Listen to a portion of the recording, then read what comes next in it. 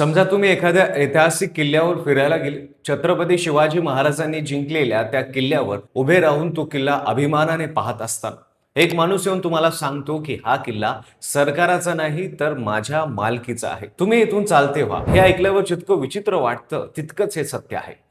कोकणातल्या रत्नागिरी जिल्ह्यात एक किल्ला आहे ज्याच्यावर एक खाजगी कुटुंबाने दशकांपासून मालकी हक्क सांगितला आहे. त्या किल्ल्याचं नाव आहे गोपाळगड आणि त्या किल्ल्याचा काय वाद आहे सविस्तर पाहू या व्हिडिओच्या माध्यमातून. नमस्कार, मी पंकज आणि तुम्ही पाहताय कसं. रत्नागिरी जिल्ह्यातील गुहागर तालुक्यात अंजनवेल गावाजवळ वासिष्ठी नदीच्या दक्षिण किनाऱ्यावर गोपाळगड किल्ला उभा आहे. समुद्राला लागून असलेला हा किल्ला एका बाजूला दाभोळ बंदर आणि दुसऱ्या बाजूला वासिष्ठी नदीच्या खाडीवर लक्ष ठेवायला हा किल्ला बांधलेला होता. आदिलशाही काळात बांधलेला हा किल्ला 1660 साली छत्रपती शिवाजी महाराजांनी त्यांच्या दाभोळ मोहिमेदरम्यान जिंकला आणि तेव्हापासून याचं नामकरण गोपाळगड असं झालं असावं. इतिहासकार सांगतात पुढे छत्रपती शिवाजी महाराजांनी किल्ल्याची दुरुस्ती केली आणि हा किल्ला तब्बल 1699 पर्यंत स्वराज्याचा भाग राहिला.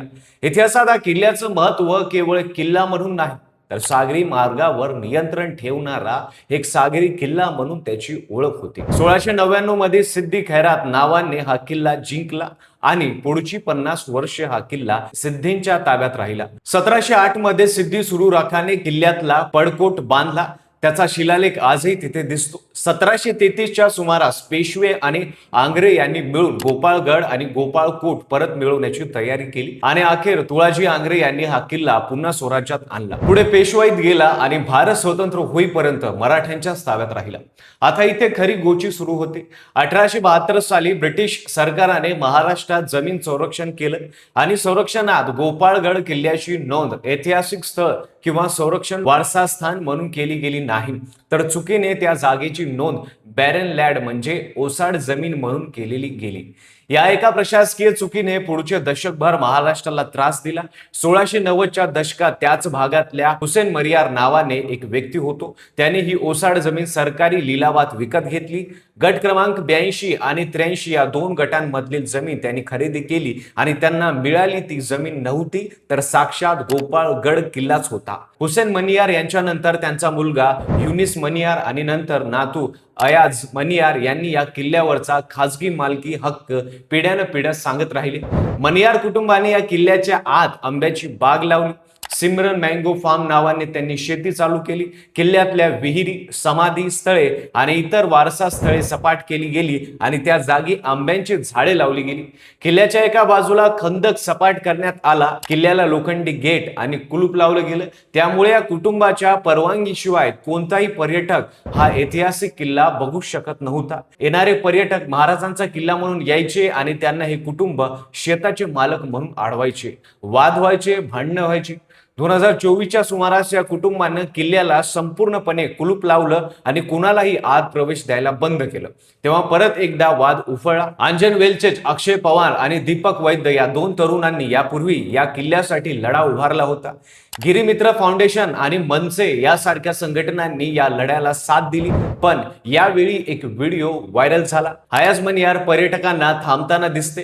किल्ला आपली खासगी संपत्ती असल्याचं ते ठामपणे सांगत होते. सातबारे आपल्याकडे असल्याचा दावा करत होते. या व्हिडिओने महाराष्ट्र हादरला. खरं तर 2009 मध्येच भारतीय पुरातत्व संरक्षण विभागाने म्हणजेच ASI ने या किल्ल्यावर संरक्षित स्मारकाचा बोर्ड लावला होता. पण किल्ल्याचा सातबारा मनियार कुटुंबाकडे असल्यामुळे अधिकृत कारवाई करणं सरकारलाही कठीण जात होतं. ऐतिहासिक वस्तू सरकारच्या आणि आतली जमीन मनियारची अशी विचित्र परिस्थिती वर्षानुवर्ष चालू राहिली. मनियार कुटुंबाने हायकोर्टात रिट पेटिशन टाकली. लिलावाच्या कागदाच्या आधारे जमीन कायमची आपल्या नावावर करण्याची मागणी केली पण कोर्टाने ती फेटाळून लावली. कोर्टाने सांगितलं की जमीन तुमची होऊ शकत नाही. किल्ल्याच्या आत लावलेली आंब्यांची बागेबद्दल मात्र कोर्टाने ASI ला नुकसान भरपाई देण्यास सांगितलं. 2025च्या एप्रिल महिन्यात महाराष्ट्र सरकारने ही जमीन अधिकृतरित्या ताब्यात घेतली. गट क्रमांक 82 आणि 83 आता महाराष्ट्र औद्योगिक विकास महामंडळाच्या नावावर दिसतात. मणियार कुटुंबाच्या नावावर नाही. तरीही अयाज मणियार किल्ल्यावर येऊन पर्यटकांना अडवत असतील तर ते आता फक्त या नुकसान भरपाईचा प्रश्न लटकत असल्यामुळेच असू शकतं, कारण त्यांना जमिनीवरचा कायदेशीर अधिकार आता राहिलेला नाही.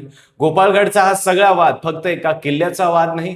1872 मध्ये एका सर्वेक्षणात केलेल्या एका छोट्याशा चुकीचा परिणाम महाराष्ट्र आजही भोगतोय. छत्रपती शिवाजी महाराजांनी जिंकलेला, संभाजी महाराजांनी जपलेला, आंग्रे यांनी परत मिळवलेला आणि स्वातंत्र्यानंतर सरकाराच्या हातात यायला हवा होता असा किल्ला तो 300 रुपयांच्या लिलावाची किंमत मोजून दशकांसाठी एका खासगी कुटुंबाच्या नावावर झाला. सरकारी कारभारातल्या एका चुकीने ऐतिहासिक वारशाचं किती मोठं नुकसान होऊ शकतं हे या किल्ल्यानं दाखवून दिलं. आता जमीन सरकाराच्या ताब्यात आली आहे, पण प्रश्न हा आहे की गोपाळगड सारखी आपल्या महाराष्ट्रात आणखीन किती किल्ले असतील जे कागदपत्री कुठेतरी ओसाड जमीन म्हणून नोंदवले आहेत आणि जे कुणाच्या तरी खासगी मालकीत घेतलेले आहेत. तुमच्या जवळच्या गावी कुठे असा एखादा किल्ला आहे का? असेल तर आम्हाला कमेंटमध्ये नक्की सांगा.